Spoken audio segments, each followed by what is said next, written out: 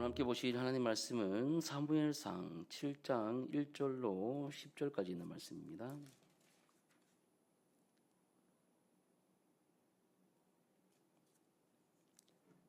사무엘상 7장 1절로 10절까지 있는 말씀입니다. 제가 봉독하도록 하겠습니다. 기럇 여아림 사람들이 와서 여호와의 궤를 옮겨 산에 사는 아비나답의 집에 들여놓고 그의 아들 엘리아사를 거룩하게 구별하여 여호와의 궤를 지키게 하였더니 궤가 기럇 여아림에 들어간 날부터 20년 동안 오래 있은지라. 이스라엘 온 족속이 여호와를 사모하니라.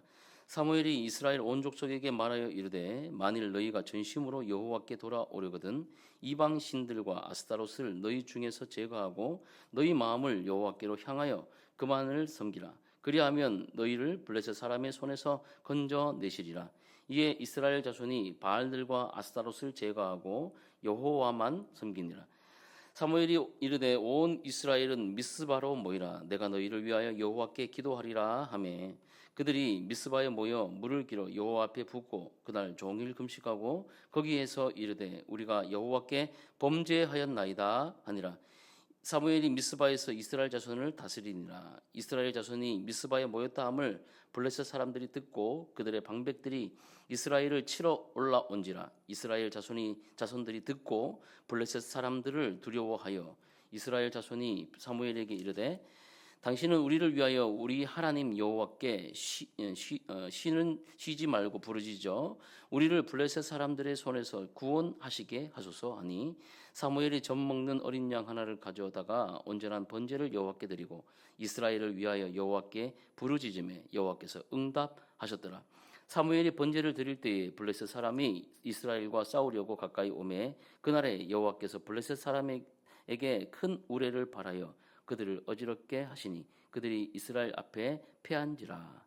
아멘. 여러분 반갑습니다. 오늘은 맥주 감사 주일입니다. 아까 제가 대표 기도 전에 또 여러분께 또 그 유래에 대해서 말씀을 드렸지 않습니까? 그죠? 그래서 오늘 하루만이라도 여러분 입술 속에 감사의 제목들을 나누시는 오늘 하루 되시기를 주의 이름으로 축복합니다. 이번 한 주간 동안 또 생각해 보면 7월 첫 주일이잖아요. 6개월 동안 지켜주신 상징적으로 우리를 늘 지켜주고 계시지만 6개월 동안 지켜주신 그 하나님의 은혜를 생각하면 참 놀랍고 귀한 것 같아요. 그래서 그 은혜들을 우리가 생각해 보는 여러분 그 시간 되시기를 주님의 이름으로 축복합니다. 한번 옆에 분들과 한번 이렇게 인사했으면 좋겠습니다. 당신이 계셔서 참 감사합니다. 예, 시작.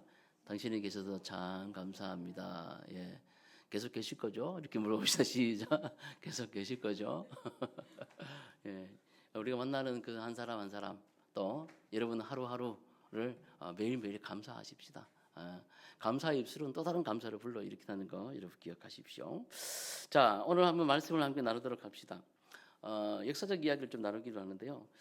지금부터 약 432년 전 하고도 3년 전이거든요. 그리고 43일 전인 1592년 5월 23일 무슨 날인지 아십니까?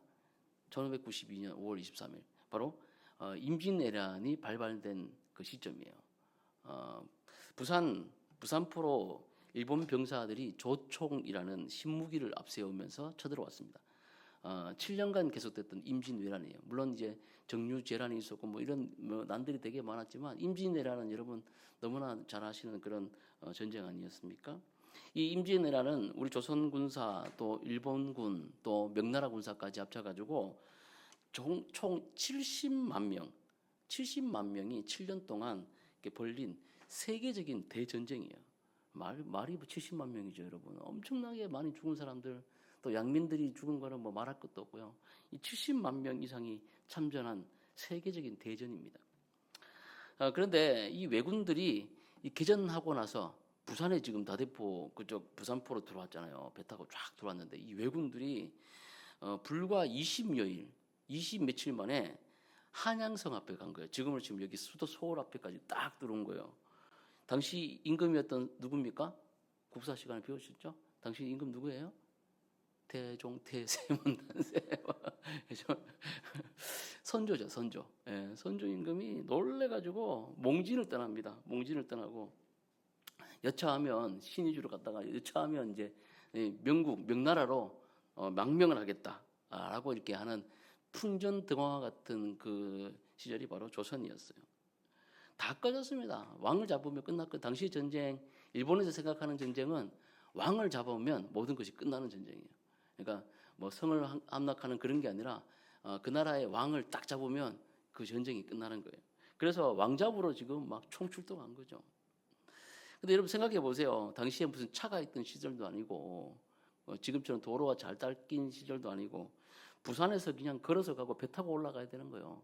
뭐 1군과 2군이 막 이렇게 배 타고 가기도 하고 또 육지로 막 가는 그런 군대들이 있었지만 어쨌든 여러분 20일 만에 한양에 산양성 앞에 딱 들어갔다는 거는 뭐 거의 뭐 전쟁을 할 수 없는 상태가 바로 이 조선이었다라고 이렇게 보셔도 과언이 아니다 이렇게 보는 거죠. 거의 끝났습니다. 전쟁이 끝났어요. 근데 이때 이런 어두움 속에 한 줄기 빛 같은 소식이 들려오는데 그게 바로 8월 14일 날 임진왜란이 발발된 지 약 2달여가 지난 다음에 한산도, 그러니까 지금 통영 앞바다에 그 유명한 어떤 대첩? 이걸 맞추시는 분에게 제가 추첨을 통하여 보리밥 뷔페를 먹을 수 있는 무슨 대첩입니까 여러분? 사모님 뭐라고요? 보리밥에 눈이 멀어서 뭡니까? 한산대첩이에요. 한산대첩. 한산대첩에서 대승을 하게 되는 거예요. 누굽니까 여러분? 바로 이순신 장군. 이순신 장군. 야, 이 모든 게 다 끝날 것 같은 이 전쟁의 분위기를 완전히 뒤집는 이 전쟁이 있었으니 그게 바로 한산대첩 아닙니까? 연전연패하고 있었는데 이 한산대첩의 승리는 전쟁의 흐름을 완전히 바꾸어 놓는 그런 분기점이 되었다는 거예요. 여러분 역사적으로 방향을 바꾸는 일이 있다라고 했을 때 그것을 보고 뭐라고 얘기합니까? 분기점이라는 말을 씁니다. 그죠? 그래서 뭐 장사도 손익 뭐라고 써요? 분기점. 영업 분기점 이런 말을 쓰잖아요. 영업할 때 돈이 들어가잖아요. 누구 만나고 뭐 전화하고 뭐 선물 주고 하는 게 투자되잖아요. 투자 분기점 뭐 이런 거 쓰잖아요. 기업도 마찬가지잖아요. 막 이렇게 하다가 이게 흑자와 적자가 딱 바뀌는 흑자 포인트로 전환되는 그것을 보고 그런 분기점이다라고 이렇게 쓰지 않습니까? 이 한산대첩이 바로 그런 전쟁의 흐름을 바꾸는 분기점이었다는 거예요. 승리의 분기점이 됐다는 거죠. 아무리 패배주의가 없을하고 어두움이 가득하다 할지라도 누군가는 그런 분기점을 만들어내는 사람이 있다는 거예요. 조금 지난 이야기이기도 하지만 재작년 2023년에 미국 켄터키 윌모어의 에즈버리의 작은 대학에서 부흥이 일어났어요. 24시간 동안 끊이지 않는 이 기도회가 3주 이상 계속해서 지금 되었다는 거예요. 여러분 잘 아시지 않습니까? 유튜브나 이런 거 보셔가지고 잘 아실 겁니다. 부흥운동이 일어났다는 거죠. 저는 이것이 전 세계적인 부흥운동이었던 1903년과 4년의 웨일즈 부흥운동, 그리고 1905년에 있었던 호주 부흥운동, 그리고 1905년과 6년에 있었던 인도의 그 부흥운동, 그리고 우리나라에 여러분 잘 아는 것처럼 1903년부터 7년까지 있었던 원산과 평양에 있었던 원산 부흥운동과 평양 대부흥운동으로 이렇게 이어졌다는 것을 이렇게 봤을 때 내리막을 지금 걷고 있는 이 전 세계의 기독교, 한국과 미국뿐만 아니라 기독교권에 있는 모든 나라들을 봤을 때 내리막길을 걷고 있는 이 교회들에게 이 웨일즈, 이 켄터키 윌모어에 있었던 에즈버리의 이 작은 기도 모임은 우리들에게 큰 시사점을 준다라고 이렇게 볼 수가 있습니다.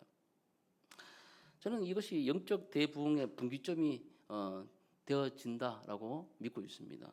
또한 이 모습을 보면서 우리 배고 사랑스러운 교회에도 또 여러분에게도 또 오늘 이 예배 이 말씀을 듣는 저와 여러분들에게 영적 회복과 부흥의 대분기점이 바로 오늘이 되시기를 주의 이름으로 축복합니다. 자, 오늘 다시 본문으로 돌아오면 주전 1100년경 당시 이 이스라엘 오늘 이제 말씀을 읽어보셨지만 굉장히 패배주의적인 그런 분위기가 가득했어요. 사무엘상 1장부터 나오는 그런 분위기 여러분 잘 아시지 않습니까? 제사장들이 타락했습니다. 엘리의 가문의 몰락. 사무엘상은 두 왕과 두 제사장의 이야기죠.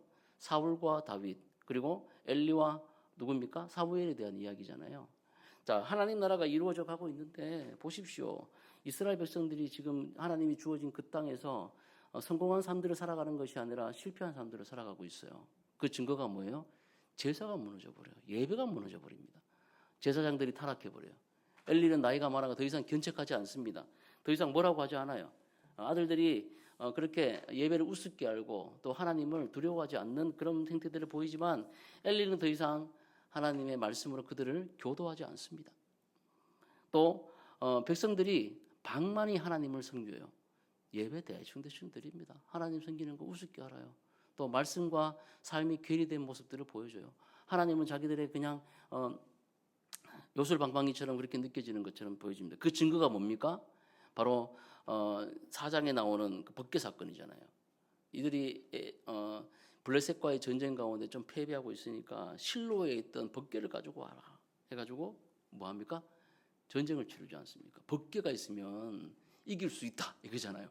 자기들 전쟁인데 하나님을 그냥 모셔오는데 하나님이 거기 뭐 법궤에 갇혀 있는 건 줄 알고 무슨 뭐 전쟁의 신이 거기 갇혀 있습니까? 그렇지 않잖아요. 그런 형식주의적이고 그런 미신적인 그런 신앙들이 그들 가운데 팽배해 있다는 거예요. 그래서 하나님의 임재 상징이었던 법궤가 어떻게 됩니까? 빼앗겨 버리죠. 예, 사장에 보면 법궤가 빼앗겨 버려요. 이런 법궤의 상징적 의미는 대단한 겁니다. 이 법궤를 메고 제사장들이 그죠? 요단강을 밟았을 때 요단강이 쫙 갈라지잖아요. 이 법궤 상징 안에 뭐가 있습니까? 만나 항아리와 또 시내산의 두 돌판과 또 아론의 쌍난 지팡이가 그 안에 있잖아요. 모두 다 하나님의 은혜의 상징이잖아요. 또 그 위에 시은자가 두 수라들 가운데 있을 때 그 시은자 그 금판 위로 하나님의 말씀이 선포되고 속죄 우리의 죄를 고백했을 때 하나님이 죄를 용서해 주고 거기에 하나님의 말씀이 약속의 말씀이 나가는 놀라운 역사가 있는 그것이 바로 법궤 하나님의 임재의 상징이었다는 거예요. 근데 그 법궤가 어떻게 돼요? 빼앗겨 버립니다. 그 충격으로 사무엘에게 예언했던 하나님의 말씀이 이루어지지 않습니까? 엘리가 그 말을 듣고 충격받아가지고 그냥 그 자리에서 뒤로 넘어지는 거예요. 엘리가 법궤가 뺏겼다고? 하나님이 나이가 많고 비대했지만 의자에 앉아있다가 여러분 그 소식 듣고 그냥 뒤로 자빠지다가 뭐합니까? 목이 꺾여가지고 그 자리에서 즉사해버려요. 하나님의 말씀을 우습게 하는 사람들의 결론입니다. 그리고 그 가문에 뭐라고 여기 있습니다. 다시는 이 가문에 대를 잇지 못할 것이다. 그런 말씀대로 어떻게 됩니까? 이가봇의 아내가 비느하스의 아내가 아이를 낳다가 어떻게 됩니까? 죽어버리지 않습니까? 그리고 그 죽을 때 뭐라고 얘기해요? 아이 이름을 이가봇이다. 이게 하나님의 영광이 떠나버렸다. 이렇게 얘기하지 않습니까? 비참한 그들의 결론들이 이어지고 있는 그런 분위기였다는 거예요. 자, 이런 분위기 속에서 오늘 7장 말씀은 바로 승리의 분기점의 말씀이었다는 거예요. 7장 10절 말씀이 지금 이루어지고 있는 겁니다. 10절 말씀을 한번 봅시다. 여러분들 7장 10절 말씀 읽어봅시다. 시작. 사무엘이 번제를 드릴 때에 블레셋 사람이 이스라엘과 싸우려고 가까이 오매 그날에 여호와께서 블레셋 사람들에게 큰 우레를 발하여 그들을 어지럽게 하시니 그들이 이스라엘 앞에 패한지라. 놀라운 역사가 일어난 거예요. 미스바. 여러분 미스바 이야기를 여러분 잘 들었지 않습니까? 미스바에 모여서 우리는 기도할 때 하나님께서 역사하셨다 했지만 이 모든 분위기를 보면 맨날 맨날 쥐터지던 이 블레셋 사람들에게 쥐어터지던 이스라엘에게 처음으로 승리하게 되는 역사들이 나타난 게 바로 이 미스바에서의 전쟁이었다는 거예요. 계속 패배하고 있던 이들에게 이 이스라엘에게 이 전쟁의 승리는 이스라엘의 승리의 분기점이 되는 전쟁이었다는 거예요. 자, 이 전쟁을 통해서 성경을 계속 봅시다. 이 분기점 뒤에 어떻게 됩니까? 13절 보세요. 13절. 우리 여러분들 한번 읽어봅시다. 13절 말씀. 성경 13절 찾으십시오. 성경을 여러분 다 들고 다니셔야 됩니다. 성경. 사무엘상 7장 13절 말씀. 시작. 이에 블레셋 사람들이 굴복하여 다시는 이스라엘 지역 안에 들어오지 못하였으며 여호와의 손이 사무엘을 사는 동안에 블레셋 사람을 막으시며. 아멘. 매일 쥐어터지고 매일 뺏기고, 여러분 그렇게 살다가 이 승리의 분기점을 딱 겪고 난 다음에 어떻게 됐다고요? 예, 또 막 덤벼들고 막 그렇게 했죠. 그랬는데 어떻게 합니까? 블레셋 사람이 굴복했다고요. 다시는 어떻게 이스라엘 지역 안으로 들어왔다 못 들어왔다? 못 들어왔는데 누가? 여호와의 손이 사무엘이 사는 동안에 블레셋 사람을 어떻게 했다? 막으셨다는 거죠. 놀라운 역사예요. 그러면서 14절 말씀 한번 또 읽어봅시다. 여러분들이 읽어봅시다. 14절 시작.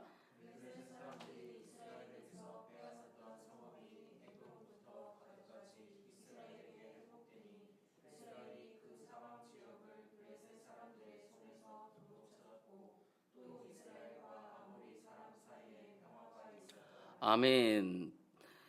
하나님은 참 놀라우신 분이세요. 쥐어 터지던 애 더 이상 못 때리게 하는 것도, 안 터지는 것도 은혜지 않습니까? 그죠? 그런데 어떻게 해요? 이때까지 돈 뺏겼던 거 다 찾아와 주셨어. 예? 에글론부터 가드까지 이스라엘에게 뭐라고 나옵니까? 회복되었다. 회복되었다 나옵니다. 여러분, 이때까지 원수들에게 뺏기고, 황충들이 여러분 갉아먹고 뭐 했던 것들, 하나님이 이 승리의 분기점을 허락해 주시니까 어떻게 됐다? 모든 것들을 다 회복시켜 주시는 은혜가 있었다는 거예요. 할렐루야. 예, 우리 하나님 그런 분이세요. 근데 여러분, 여기에 더 놀라운 사실은 뭐냐면, 보통 이렇게 힘이 회복되고 하면은 또 괴롭히던 애를 뭘로 만들어요? 종으로 만들다가 내가 또 괴롭히는 경우가 있어. 그죠? 보통 이 세상 사람들은 그렇게 해요. 내가 힘이 생기면 그냥 내가 뺏겼던 거 찾아오는 것만도 감사하고 안 맞는 것만 해도 감사한 건데, 어떻게 해요? 힘이 생기면 그냥 또 내가 괴롭히던 사람을 가가지고 또 괴롭히고 똑같은 짓을 이렇게 반복적으로 더 악질적으로 하는 경우들이 대단히 많더라는 거예요. 자기가 괴롭힘 당하고 자기가 힘들었으면 그렇게 해서 자기가 돌아보고 다 더 좋게 하면 좋은데, 그렇지 않아요. 사람들은 그렇지 않아요. 얼마나 악한지 몰라요. 자기가 당했던 건 몇 배로 더 악랄한 방법으로 다른 사람들에게 갚더라는 거예요. 근데 하나님의 승리의 분기점 뒤에 하나님의 은혜가 있으니까 어떻게 됐나 보세요. 자, 이스라엘이부터 하반절을 읽어보세요. 이스라엘에게 회복된 14절에 회복된 그 다음부터 이스라엘이 시작. 이스라엘이 그 사방 지역을 블레셋 사람들의 손에서 도로 찾았고, 또 이스라엘과 아모리 사람 사이에 뭐가 있었다? 평화가 있었더라. 아멘. 뭐가 있었습니까? 평화가 있었어요. 다시 말하면 샬롬이 있었다는 거예요. 샬롬. 샬롬은 여러분 궁극적인 우리들의 지향점입니다. 하나님 나라의 지향점이 어디에 있습니까? 화평에 있어요. 평화에 있어요. 평강에 있어요. 샬롬에 있다는 거예요. 예수 그리스도께서 이 땅에 오셔가지고 십자가에 죽으심으로 우리의 모든 죄가 사하여 주셨고, 또 원수되었던 하나님 아버지와 우리가 원수되었던 사이에 그분이 다리를 놓아주심으로 어떻게 됩니까? 그리스도를 통하여 하나님과 우리가 더 이상 원수가 아니라 진노의 도끼가 우리 머릿속에 지금 머리 위에 딱 놓여가지고 이러면 찍어버릴까 하고 막 이렇게 불불 떨고 있는 그 하나님의 손으로부터 이제 어떻게 됐다? 화평, 샬롬이 임한 거예요. 샬롬이 임한 거예요. 그리스도로 말미암아 샬롬이. 그게 바로 궁극적인 성경의 목표. 바로 성경이 말씀하는 그 하나님의 은혜의 목표가 바로 뭡니까? 샬롬이라는 거예요. 샬롬. 그게 이루어졌다는 거예요.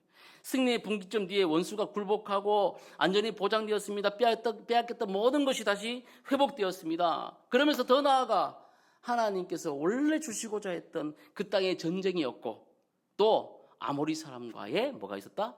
샬롬이 임하게 됐다는 거예요. 여러분, 이런 승리의 분기점 이후의 은혜들이 여러분의 삶 가운데 넘치시기를 주의 이름으로 축복합니다.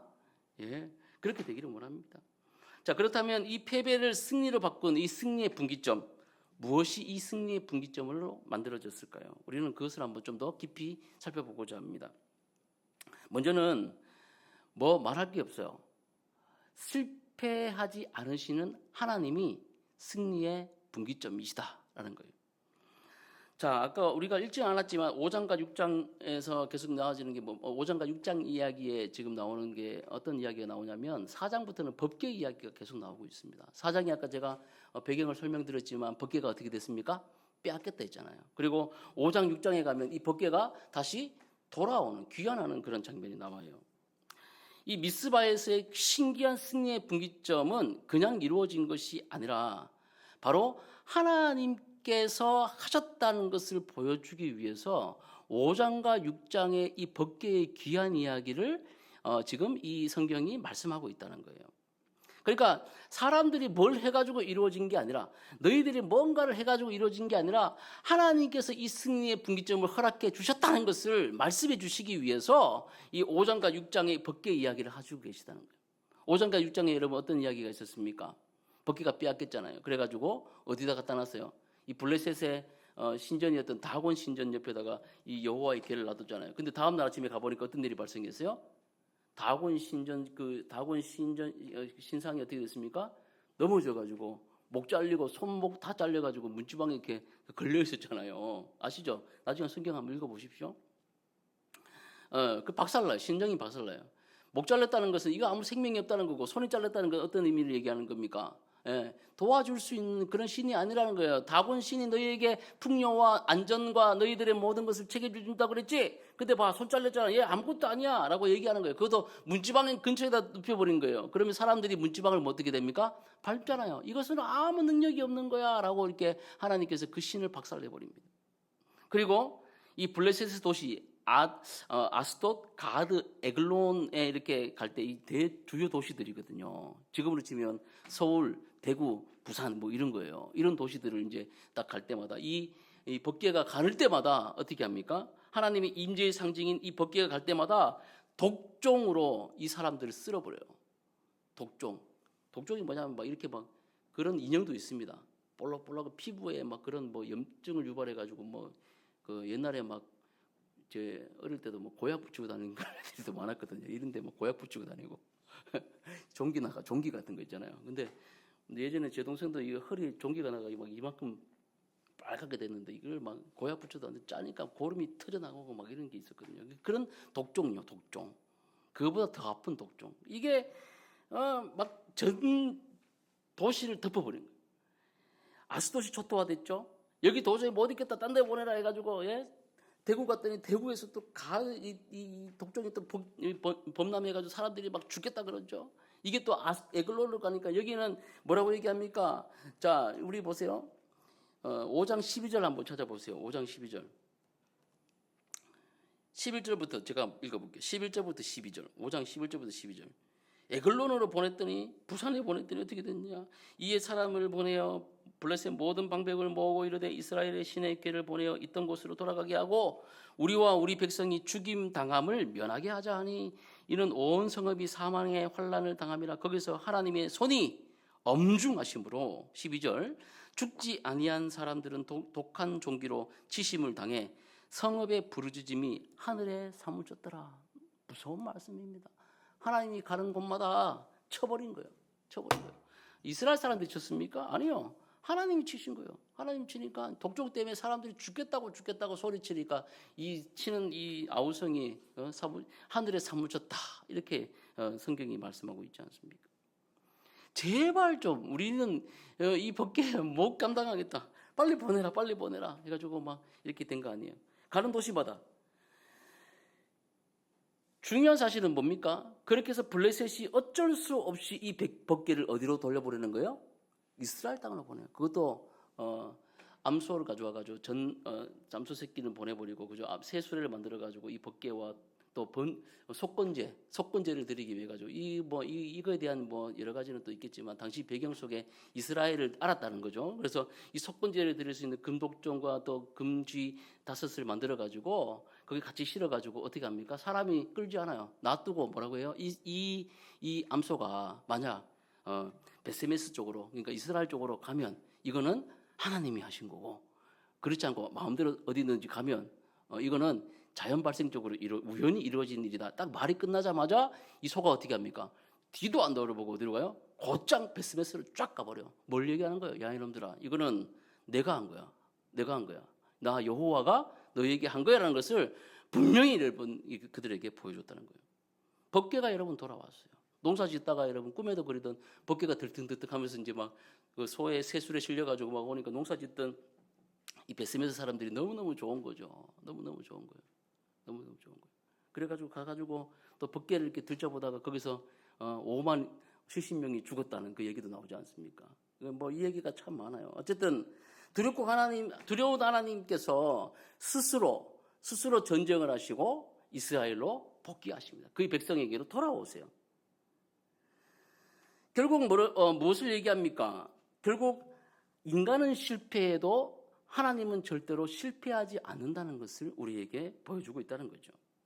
이스라엘이 범죄해가지고 이 법궤를 빼앗긴 것이지 하나님이 실패했기 때문에 법궤를 빼앗겼다는 것을 말하고 있지 않다는 거예요.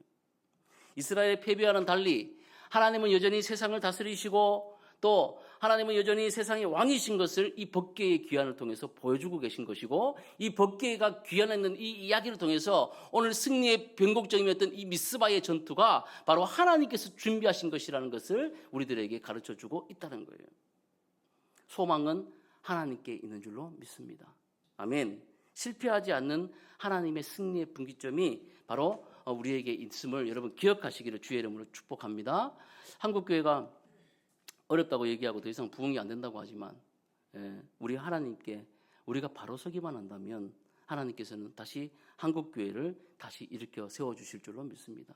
저는 오늘 이제 우리가 교회가 3주년을 맞이하고 있지 않습니까? 맞이하면서 그런 생각들을 많이 했어요. 아, 주님, 우리가 이제 어디로 가야 될까요? 어떻게 해야 될까요? 뭐 계속해서 요즘에 계속 묻고 있는 대답이 질문이 그거예요. 그때마다 하나님께서 저에게 주시는 마음은 내 앞에서 잠잠히 행하라. 내 앞에서 잠잠히 행하라. 예, 네 할 거를 해라 이거죠. 제 할 게 뭐 있겠습니까? 예배드리고 기도하고 하나님 잘 섬기는 거예요. 하나님이 하시겠다는 거예요. 하나님이 하시고 있다는 거예요. 여러분, 하나님이 하신다는 것을 여러분 믿으시기를 주의 이름으로 축복합니다. 법궤 찾으러 이스라엘 특공대를 보낸 것도 아니고, 미국한테 얘기해가지고 어디 뭐 때려 부순 것도 아니고, 벙커 버스터를 터뜨려가지고 여러분 그들을 박살낸 것도 아니고, 하나님 스스로가 돌아오시는 거예요. 하나님 스스로가 여러분의 삶들을 만지고, 하나님 스스로가 여러분들을 다스리고 계십니다. 하나님 스스로가 저와 여러분들을 우리 교회를 주님께서 다스리시는 줄 믿으시기를 주의 이름으로 축복합니다.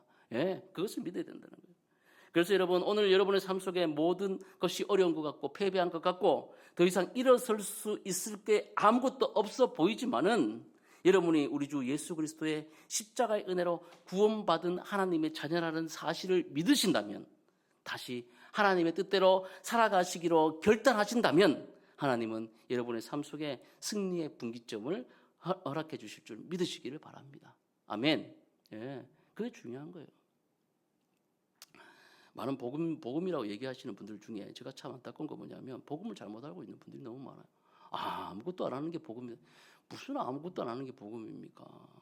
예수님께서 우리에게 뭘 해주셨는데요? 그 십자가의 은혜를 통하여 우리에게 하려면 은혜를 부어주신 거예요. 감당치 못할 그 은혜를 주신 거예요. 그래서 우리의 모습 그대로 주님이 받아주셨기 때문에 우리에게 뭐가 생긴 겁니까? 그런 의무가 생긴 거예요. 또 다른 사람들을 받아줄 의무가 생긴 거예요. 할렐루야. 그게 복음이에요, 여러분. 그게 복음이에요. 딱 잘라가지고 앞에 부분 우리는 아무것도 안 해도 됩니다. 저는 뭐 이대로 흘러가는데 그게 무슨 웃기는 소리 하지 마십시오. 그게 복음이 아니에요. 그리스도께서 우리를 받아주셨기 때문에 하나님이 여전히 우리를 위해서 일하고 계시기 때문에 우리 또한 뭐한다? 하나님의 은혜 안에서 우리 또한 열심히 한다는 거예요. 뭘 하기 때문에 그렇게 이루어지는 것이 아니고 우리가 열심히 기도하기 때문에 우리 기도를 들어주시는 게 아니고 우리가 뭘 열심히 기획하고 준비하기 때문에 뭔가 하나님이 일하신다. 우리의 그 계획 속에 하나님이 일하시는 게 아니라 하나님이 우리를 위해 일하고 계시기 때문에 우리가 그 하나님의 계획 가운데 우리 또한 열심히 한다는 거예요. 게으르지 않는다는 겁니까? 철저히 준비해가지고 하나님의 나라를 이루기 위해서 열심을 다해서 우리가 함께 한다는 거예요. 할렐루야. 이게 어떻게 안 하는 거하고 똑같습니까, 여러분? 그렇지 않습니까? 그 안에 하나님의 승리의 분기점이 역사가 일어났다는 거죠. 제가 그 증거를 한번 성경에서 보여드리도록 하겠습니다. 이 승리의 분기점이 되시는 그 하나님께서 하나님의 사람을 통해 승리를 준비케 하신다는 거예요. 2절 말씀 한번 읽어봅시다. 2절 말씀. 오늘 본문 말씀의 2절 시작. 그가 기란 여아림에 들어간 날부터 20년 동안 오래 있은지라 이스라엘 온 족속이 여호와를 사모하니라. 뭐라고 얘기합니까? 이스라엘 온 족속이 여호와를 사모했다라고 나오고 있습니다. 물론 여기에 대한 해석들이 여러 가지 있을 수가 있어요. 그런데 성경을 읽으면서 우리가 궁금한 점이 뭐냐면 기란 여아림, 그러니까 오늘 법궤가 베세메스 지역을 지나가지고 기란 여아림으로 들어간 때부터 몇 년이 됐다? 20년이 지난 거예요. 1년도 아니고 2년도 아니고 몇 년? 20년이 지났어요. 이 20년이 지나는 동안 과연 사무엘은 뭐였나요? 원래 이 법궤가 어디 있었다고 했습니까? 실로. 물론 이 기란 여아림이 근처 지방이긴 해요. 근데 원래 있었던 이 실로로 돌아간 게 아니라 기란 여아림에 들어갔다는 거죠. 또 아까 70명이 죽었다 했지 않습니까? 그런 이유로 두려워가지고 사람들이 더 이상 이 하나님의 법궤에 접근하지 못하는 이유도 있었겠지만 어쨌든 20년 동안 사무엘이 어떻게 했다는 이야기가 나오진 않아요. 사무엘도 법궤가 빼앗겼을 때 충격을 받았을 겁니다. 그리고 법궤가 돌아온 이후에도 뭔가 새롭게 하려는 그런 기록이 성경에 더 이상 나오진 않아요. 또 3장 이후에는 사무엘의 활동이 나타나고 있지 않습니다. 여러분, 사무엘이 뭐였겠습니까? 사무엘. 제가 아까 서두에 이 사무엘상은 두 제사장의 이야기, 엘리와 사무엘의 이야기, 다윗과 또 누구의 이야기? 사울의 이야기라고 말씀을 드렸잖아요. 근데 사무엘의 이야기가 3장 이후에 잘 나오지 않다가 7장에 나왔다는 거죠.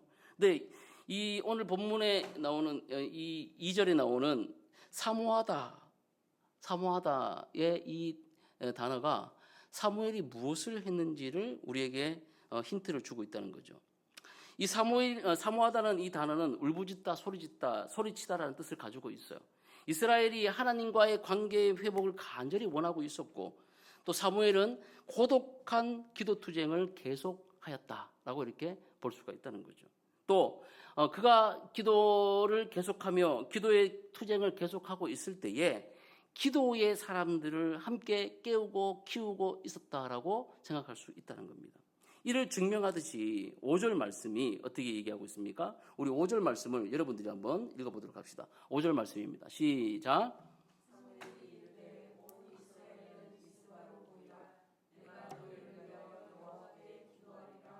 예, 잠깐 두시고요. 사무엘이 이르되 뭐라고 얘기합니까? 온 이스라엘은 미스바로 모이라. 미스바로 모이라. 내가 너희를 위하여 여호와께 기도하리라. 아멘. 여러분 생각해 보십시오. 누가 여러분 이런 말을 할 수가 있습니까? 기도하러 오십시오. 기도하러 모이십시오. 온 이스라엘은 모이십시오. 제가 기도하겠습니다. 기도하겠습니다. 함께 기도합시다. 라는 말을 누가 할 수 있을까요? 여러분. 1번 배고사랑스러운 규타림 목사. 2번 시흥기독교연합회 회장. 누가 할 수 있겠습니까? 기도를 통하여 하나님을 만난 사람, 또 지금 기도 가운데 열심히 투쟁하고 있는 사람, 그 사람이 기도하자고 얘기할 수 있는 거예요. 할렐루야. 아닙니까? 뭐 기도해야 되니까 기도합시다. 무슨 능력도 없는 소리를 하세요. 누가 와요? 안 와요. 기도하고 있는 사람이 기도하자고 얘기할 수 있는 거예요. 하나님의 은혜를 체험한 사람이 하나님의 은혜를 받자고 얘기할 수 있는 거예요. 예? 하나님을 경험한 사람이 하나님을 만나라고 얘기할 수 있는 거예요. 예수를 만나고 복음을 제대로 만난 사람이 복음대로 삽시다. 복음이 뭔지 아십니까? 라고 얘기할 수 있는 거예요. 그렇지 않은 사람이 얘기하면 사기꾼이죠. 사꾼 아닙니까?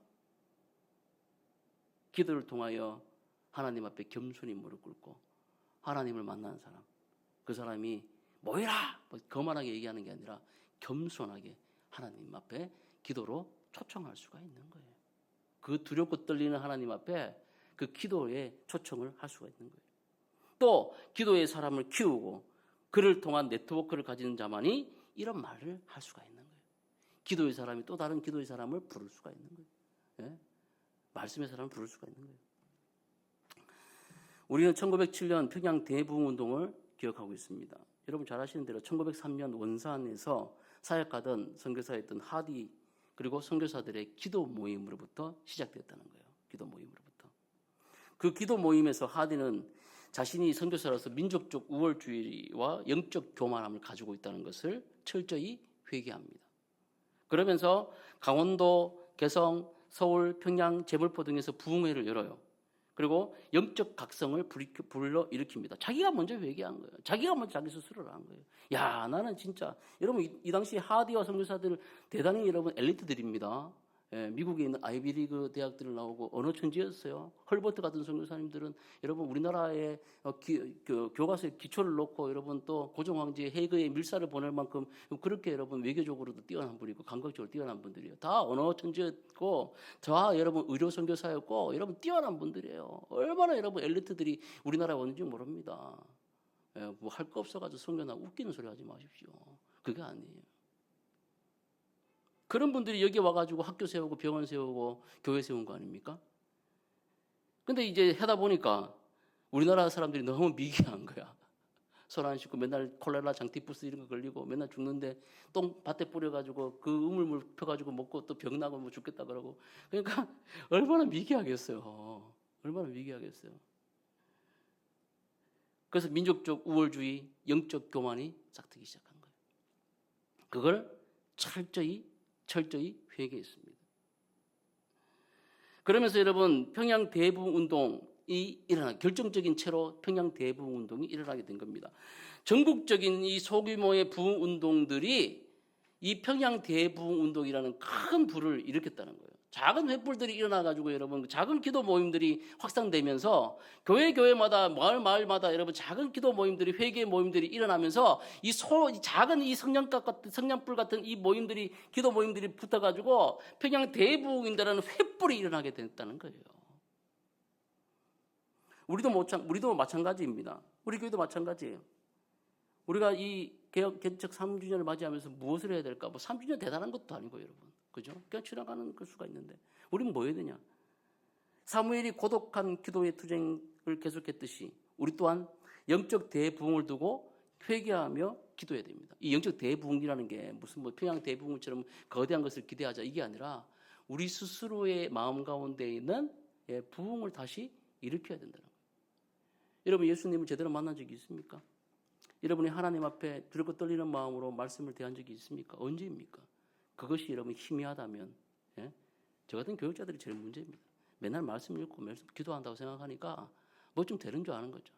착각이에요. 하나님 앞에 철저히 회개하며 고요한 시간에 하나님 앞에 신독하며 하나님의 말씀을 읽을 때마다 이 이야기, 이 말씀이 나의 삶 속을 찌르고 내 심장과 폐부를 갈라놓으며 정말 부끄러움과 수치들을 일으킬 때 회개하는 역사들이 나타날 때 나로부터 시작되는 그 영적 부흥 말입니다. 하나님 앞에 다시 돌아가는 그 영적 부흥이요. 그것이 다른 사람들을 깨우는 거예요. 또 다른 기도의 사람들을 깨우고 또 다른 사람들을 깨우고 또 다른 사람들을 깨워서 여러분 교회가 일어나게 되고 또 한국교회가 세워지게 되고 세계교회가 계속해서 부흥되는 역사들이 나타나게 된다는 거예요. 그래서 제가 아까 전에 에지불에 있었던 그 24시간 기도가 의미심장하다고 제가 말씀드렸던 것이 바로 그겁니다. 우리에게 지금 그 기도, 미스바의 대부흥의 역사, 승리의 분기점을 부흥을 경험할 수 있는 것이 바로 우리의 작은 기도로부터 시작된다는 것을 잊지 마시기를 바랍니다. 두 번째, 이 사모한다를 보면서 이것은 단순히 기도하며 울고 있었던 것만을 이야기하지 않는다는 거예요. 자신의 처지가 너무 어려워서 울며 엎드려서 계속 하나님 앞에 울고만 있었다라고 기도만 했었다라고 얘기하기는 어렵다는 거죠. 이 사모함은 법궤와 연결이 되어 있습니다. 법궤와. 그래서 하나님과의 관계와 연결되어 있기 때문에 그들이 다시 어떻게 했다? 말씀으로 돌아오기 시작했다라고 봐야 된다는 거죠. 영어 성경 번역판에 이 사모함의 번역을 이렇게 이제 번역한 곳도 있습니다. 주님을 따르고자 하는 운동이 온 이스라엘에 있었다. 물론 이게 사역이긴 하지만 이렇게 번역된 번역도 있다는 거예요. 하나님의 부흥, 즉 하나님의 승리의 분기점의 역사에는 반드시 뭐가 있다? 말씀의 역사가 있습니다. 말씀의 역사. 우리는 늘 말씀 속에 생각하고 말씀 속에서 기도하고 말씀 속에서 응답받고 말씀으로 행해야 되는 줄은 믿습니다. 이 말씀의 기초가 되지 않는 그 어떤 일들은 항상 시험에 빠지게 돼 있어요. 그리고 그 일 자체가 하나님을 대적하는 마귀적 일이 될 수 있다는 것을 꼭 기억해야 됩니다. 그런데 좀 안타까운 거 뭐냐면 말씀을 또 아는 사람들이라고 얘기를 하는데 행동이 없어요. 그냥 말씀을 지적유의 많이 안다는 거 신학적 지식으로만 가득 찼다라는 정도만 남들에게 얘기하기 좋아하는 그런 사람들이 있더라는 거죠. 저도 신학교 다닐 때 좀 그런 경향이 있었습니다. 막 이제 뒤에 딱 앉아가지고 체볼 때 딱 이제 팔 끼고 전형적인 태도예요. 자, 그리고 이제 고개가 약간 틀어져 있어요. 예. 그리고 앞에서 이제 나이 많으신 노예 목사님들이 오셔서 막 노예 날 설교하면 쪼개기 시작하는 거예요. 저게 해석이 맞나? 예? 저게 신앙적으로 맞나? 얼마나 건방진지 모릅니다. 뭘 안다고? 목회에 대해서, 영혼에 대해서, 하나님의 뜻에 대해서 알기는 압니까? 뭣도 모르는 게 이래가지고 고개 삐딱하게 해가지고 예? 뭐가 바빙크가 웃기는 소리를 내가 얼마나 많이 하는지 몰라요. 여러분, 지적 유의가 아니에요. 예? 태도입니다. 하나님 앞에서 어떤 태도를 취할 것입니까? 말씀이 선포되고 있을 때, 여러분 심령 속에 말씀이 선포되고 있을 때, 여러분 이 말씀을 읽을 때, 들을 때, 묵상할 때, 예, 강단에서 말씀이 선포되고 있을 때, 여러분 심령 속에 이 말씀이 어떻게 작용하고 있는지를 여러분 기억해 보시길 바랍니다. 두려워야 돼요. 떨려야 됩니다. 단순한 지적 유의가 아니라 말씀을 쫓아 따라가는, 말씀이 울릴 때 여러분 그 말씀을 따라 아멘하며 따라가는 그런 순종의 역사가 우리 가운데 일어나야 한다는 거죠. 로고스이신 예수님께서 이 땅 가운데 오셨습니다. 그래서 제자들을 부르세요. 예. 베드로를 부르시고 안드레를 부르시고 요한을 부르시잖아요. 그때 어떻게 합니까? 제자들이 로고스 말씀에 응답해서 어떻게 해요? 배와 아버지와 그물을 뭐예요? 버려두고 예수를 쫓아내라고 얘기했어요. 로고스가 말씀하시니까, 로고스 예수님이 오셨으니까 좋으신 분이네요, 알겠습니다 하고 끝난 게 아니에요. 그의 삶들을 다 버려두고 예수를 따라갔다는 거죠. 물론 완벽하게 된 것은 언제입니까? 사도행전 2장에 성령이 감림했을 때, 교회가 출발되었을 때 그들에게 놀라운 완벽한 역사들이 일어났지만, 그러나 로고스이신 예수님의 그 말씀 앞에 순종하여 말씀 속에서 그들이 세워져 가고 말씀 속에서 그들이 만들어져 갔다는 것을 우리에게 성경이 말씀하고 있다는 거예요. 여러분에게 동일한 역사가 일어나기를 주의 이름으로 축복합니다. 예. 사무엘이 세워질 때도 역시 하나님의 말씀 속에 세워졌고, 모든 사람들이 이 선지자다, 사무엘은 선지자다라고 얘기하는 것이 하나님의 말씀의 증거가 나타나기 시작했기 때문에 그들이 인정했다는 것을 우리가 잊지 말아야 된다는 거예요. 보세요. 시간이 좀 지났지만 우리 말씀 찾아봅시다. 사무엘상 3장 19절에서 21절까지 한번 보세요. 사무엘상 3장 19절에서 21절.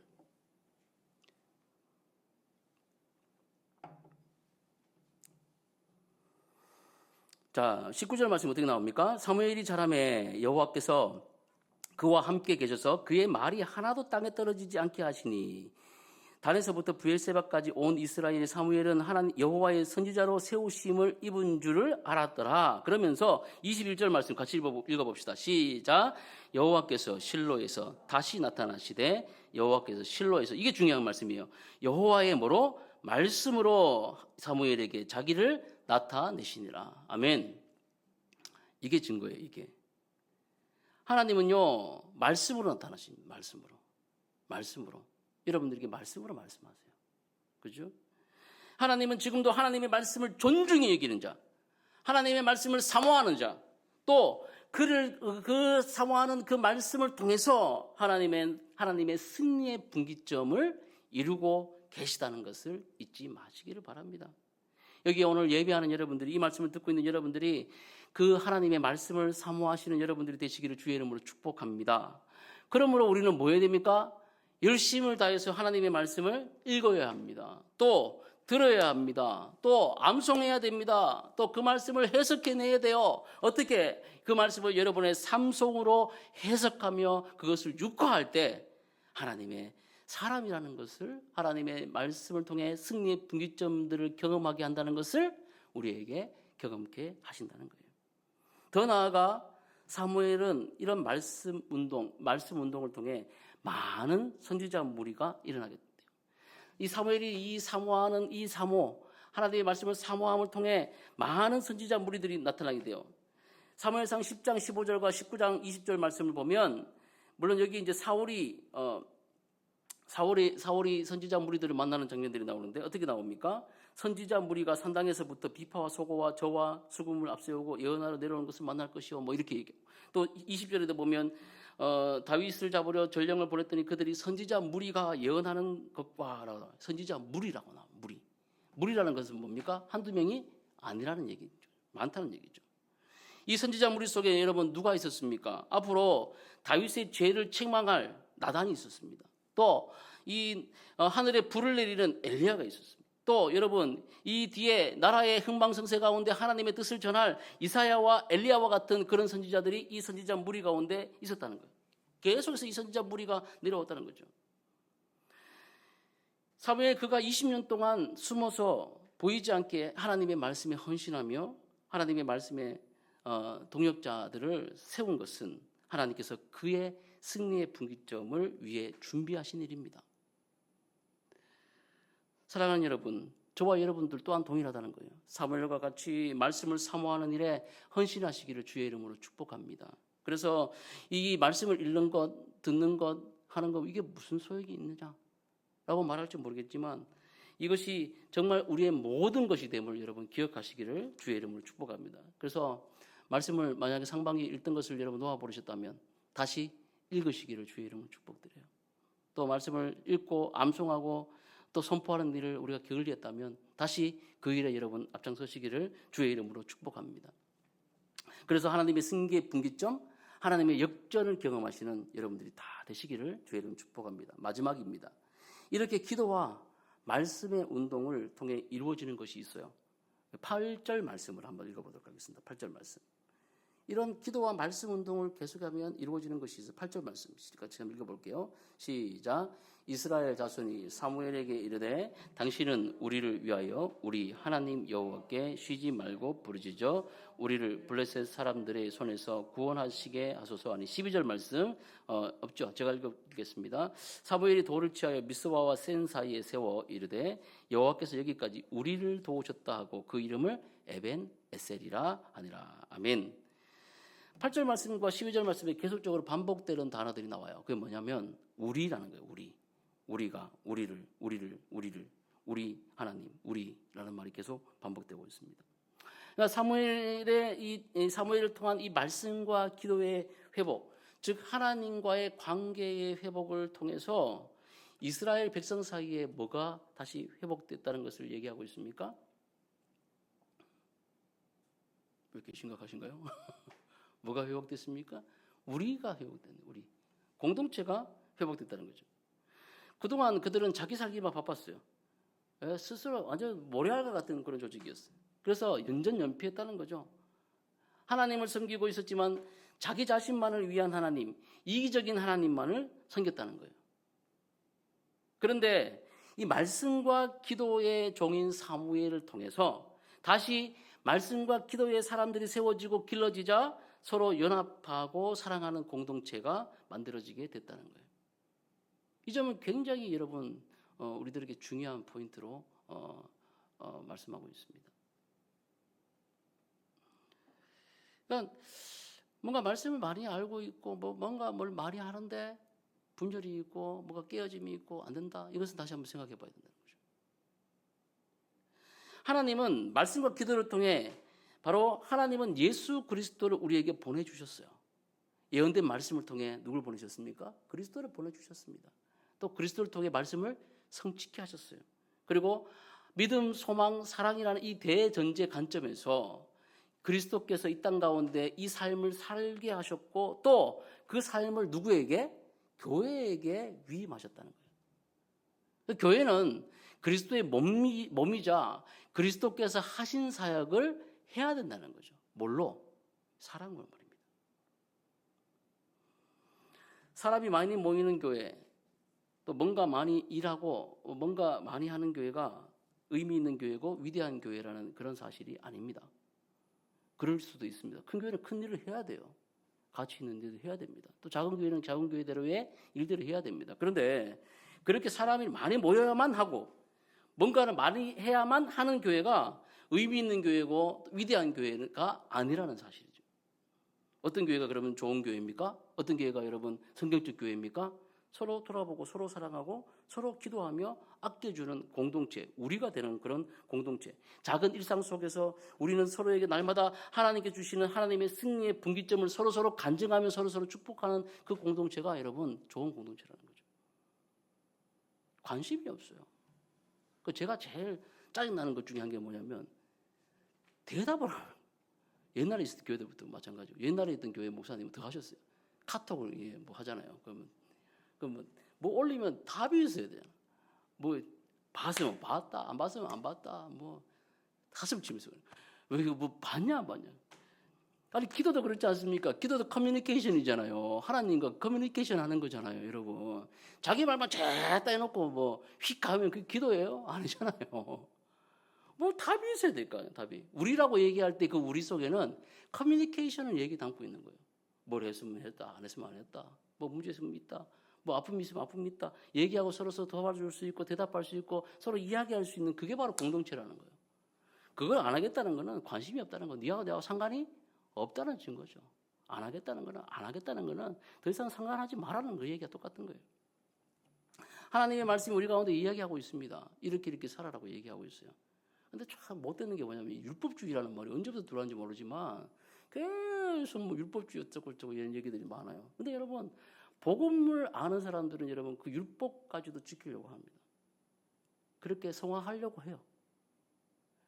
그게 우리 가운데 있어야 되고 그 이루어지는 일들이 바로 우리라는 공동체 안에서 만들어져 가야 한다는 것을 우리가 얘기하고 있다는 거죠. 사랑하는 여러분, 예수 그리스도를 통해 우리에게 이미 이루신 그 선한 일을 계속하여 지켜가시기를 주의 이름으로 축복합니다. 그 선한 일이 뭡니까? 그 선한 일이 뭐예요, 여러분? 두리뭉실하게 제가 얘기하는 거예요. 옆에 분을 한번 보십시오. 선한 일을 바로 이거예요. 우리예요, 우리 공동체 얘기하는 거예요. 우리 공동체. 그리스도께서 이루신 그 선한 일이라는 것은 그리스도의 사랑 안에서 우리에게 이루어주신 저와 여러분들이라는 사실을 잊지 마시길 바랍니다. 말씀 마무리합니다. 3주년 되니까 이제 참 얘기할 게 참 많이 있었습니다. 말씀 나누고 싶은 게 참 많았어요. 근데 오늘 이 말씀, 승리의 분기점이라는 이 말씀을 들으면서 하나님께서 미스바에 있었던 이 큰 일을 행하시기 전에 우리에게 법궤의 귀함과 같은 하나님의 오심을 우리에게 다시 알려주실 것이다.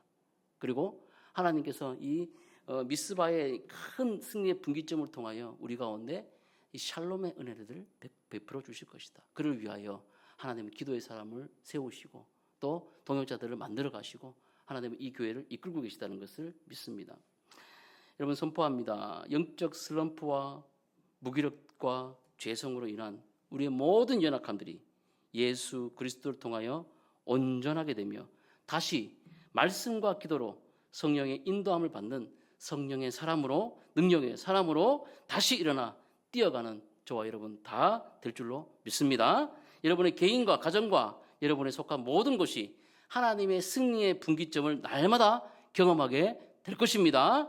우리 배고 사랑스러운 교회와 한국교회와 세계의 모든 교회가 다시 일어나는 회복의 역사가 이루어지게 될 줄로 믿습니다. 기도하겠습니다. 하나님 감사합니다. 오늘 승리의 분기점의 말씀을 주셔서 이 말씀을 붙잡고 우리가 살아가게 하여 주시옵소서. 주님께서 주신 그 은혜, 주님께서 주신 그 하나됨, 주님께서 허락해 주신 이 승리의 분기점을 날마다 체험케 하시고 하나님의 나라를 살아가는 우리 모두가 되게 하여 주시옵소서. 감사드리며 예수님의 이름으로 기도드립니다. 아멘.